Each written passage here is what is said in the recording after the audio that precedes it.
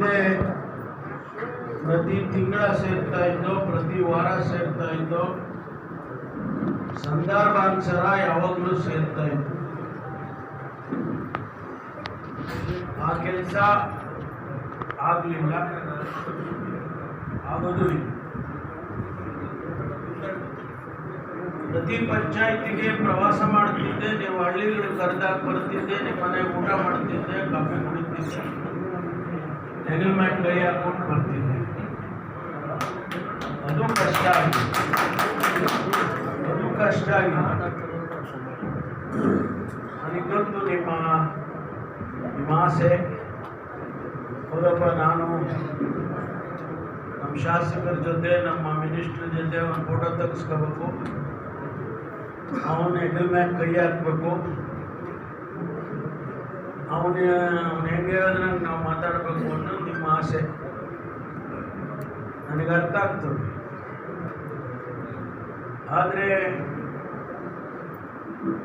ನಾನು ಬರೀ ಶಾಸಕನಾಗಿ, ನಿಮ್ಮ ಪ್ರತಿನಿಧಿಯಾಗಿ ಒಂದು ಭಾಗವಾಗಿ ನಿಂತಿದ್ದೆ. ಇನ್ನೊಂದಿಷ್ಟು ನಿರಾಸೆ ಆಗಿರ್ಬೋದು. ನಮ್ಮ ಕೈಗೆ ಸಿಕ್ಕೋದಿಲ್ಲ, ಪಂಚಾಯತಿಗೆ ಬರಲಿಲ್ಲ, ಅಥವಾ ನನ್ನ ಮಾತಾಡಿಸ್ಲಿಲ್ಲ, ಇದೆಲ್ಲ ಅನಿಸುತ್ತೆ. ನಿಮಗೂ ಅನಿಸುತ್ತೆ, ನನಗೂ ಒಂದೊಂದ್ಸರಿ ಅನಿಸುತ್ತೆ.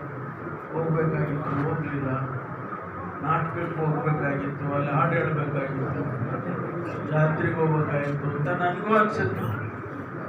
ಆದರೆ ಸಮಯ ನನ್ನ ಕೈಲಿದೆ. ನೀವೆಲ್ಲ ದೊಡ್ಡ ಮನ್ಸು ಮಾಡಿ ಒಂದೇ ಮಾತಿನಲ್ಲಿ ಹೇಳ್ಬಿಟ್ರೆ ನಾಳೆ ರಾಜೀನಾಮೆ ಕೊಡ್ತೀನಿ.